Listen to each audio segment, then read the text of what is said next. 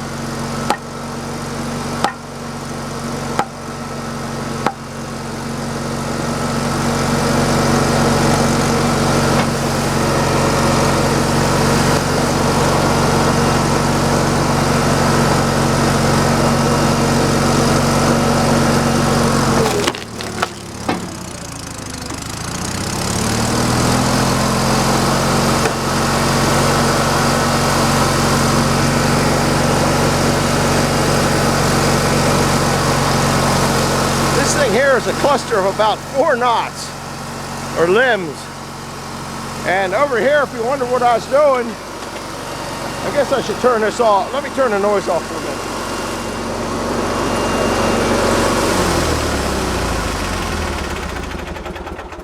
This is a cluster of about 4 or 5 branches. That's why I cut it off that log that went back to the sawmill.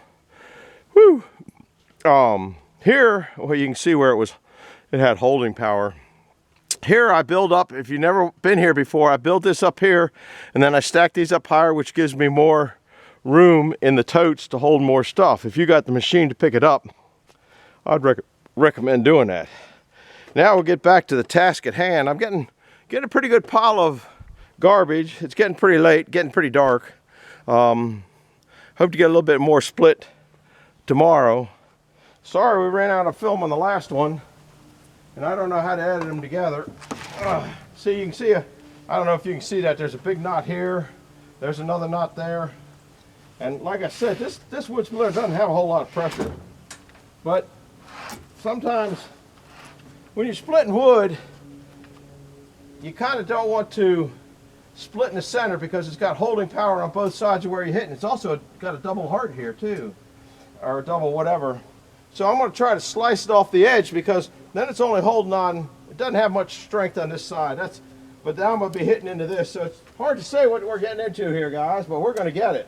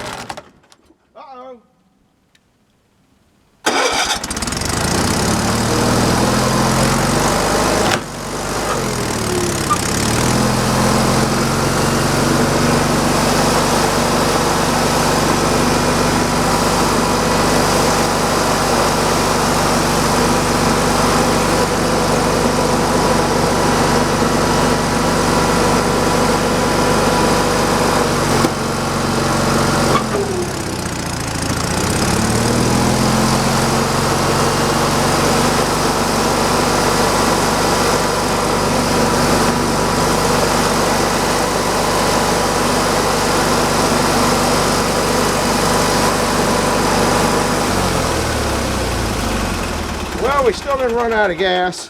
This is long enough, I'll probably just make it a separate video. You can see how I stack this up now. Everybody's got their own way of doing the totes, and I still kind of favor this.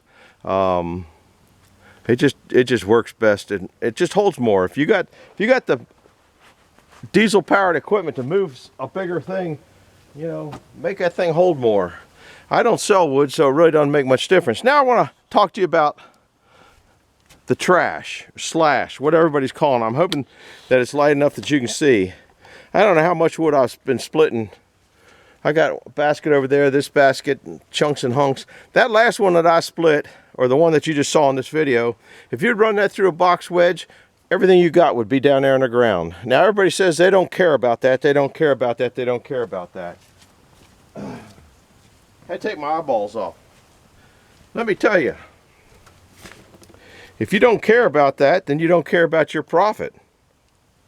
Because, sorry to keep moving you around, but that's just the way it is. Because I got to go over and sit down because I'm a little winded. If you don't care about that slash, you don't care about your profit. It's just that simple. Because I don't care what wood splitter you got, because those wood splitters we saw over the weekend up at Brad's were the top-notch wood splitters. Okay? And they're just making what people want. Okay? Easton made Andrew nicest guy in the world. You're never going to meet a nicer guy, unless maybe you go over to Wolf Ridge, and he's an awfully nice guy. Everybody, I tell you what, everybody in this whole industry is nice, but those box wedges are what everybody thinks they need right now, and the multi-split wedges and stuff like that. But I watched the two box wedges up at, well, I watched a lot of them up at Brad's. And you go up and look at all the videos at Brad's, but there's none of them toward the end. Toward the end, okay, Jake at DYI, that's a place that you should go look at, because he's got a nice setup. And he's finally settled down to keeping his wood splitter in one spot, which is kind of what I recommend. But anyhow, at the end of the day, he had a whole totes full of this stuff that just came off his grizzly bars. That's not including what he had under the splitter itself. So he lost, if that totes, okay, now if you fill a bottle up with sand, it fills up 100%. If you fill a bottle up with marbles, you got a lot of air spaces. Well, those little slashes, chunks, crap, whatever you want to call it, that added up to he split probably 2 cords of wood. Okay, and he had a full totes heaping. So out of every, say, 6 loads he does, he loses 1 to trash, slash, whatever you want to call it. Okay, so that's acceptable. And you know, you have to have an acceptable range of loss any place you do anything, whether it's 10%, 15%. That's quite a bit to me. I think that's quite a lot. Now, you figure, I don't think he's buying his wood, but say like Joe up at Ohio Wood Burner, great guy, you should go check him out also. Okay, he's buying his wood. There's a lot of guys out there buying their wood. And if you're buying that wood and you have that much loss per thing, plus on top of it, around here you're paying $125 a cord for log trucks to come in. Okay, so now you've lost probably $150. You know, I don't know what, let's see, a third of a cord, whatever. You guys can do the math, but I think you're following what I'm saying. Then you got the situation where you have to take the time to clean it up. Time is money. Okay, yeah, I clean up under here when it piles up to the bottom here, but it's nowhere near a totes full. So when you have your wood splitters out there and you're thinking about buying a wood splitter, sometimes the old single way wedge, you're not trying to figure this, you got a nice big piece, exactly what you want, a box wedge, pizza wood wedge, and then the other one comes off and it's a sliver that's trash, where you could have probably broke it in half. You got to decide what you want when you go out and buy a wood splitter. Do you want one fast, or you want one that's going to split? And some of the big ones, like that big one that I split, if you had the normal wood splitter, it would have thrown that big chunk over on the ground. You'd have to go pick it up. If you have this table here, it ain't going nowhere. It's my belly versus table. You know, take your pick on what you want to get. So just some things you want to think about. All the wood splitters out there now are great wood splitters. They're manufacturing these things top notch. I mean, top notch. You had 10 wood splitters up at that place going all weekend long, splitting some gnarly, nasty stuff. and they went through everything. Shy broke the handle on his splitter. That was the only thing that I saw. So that, you know, that's a 50-cent part, you know, but nothing structural went bad on any of those wood splitters that I can recall. I mean, they were just eating some gnarly wood, and they were all taking it. So, you know, hats off to Andrew. He makes a hell of a wood splitter. And anyhow, that's about it. I'm going to put this on as I was going to, like I said on the last video, I was going to make it a That was a pretty good boom. Might have to get my Canon out. Wonder what that was. I have to go up and check the shooting range out, see what's there. I was hoping it's going to be a little more light because I got the metal detector out. I wanted to run over it. I have a log on the wood splitter or sawmill, so I hope to give you a. Well, this is the wrong video. I'm going to put the one I just put on, so by then you'll see it. I'm all goofed up, guys. Hit the like button, hit the subscribe button, and tell me what leave some comments on the multi-split wedge, single split wedge, and I'm going to get into wood splitters a little bit. They're kind of interesting. We'll see you now. Bye-bye. We're working in the dark tonight. I need some lights, don't I? Well, we'll see how it turns out. Thanks for stopping by. We'll see you later now. Bye-bye.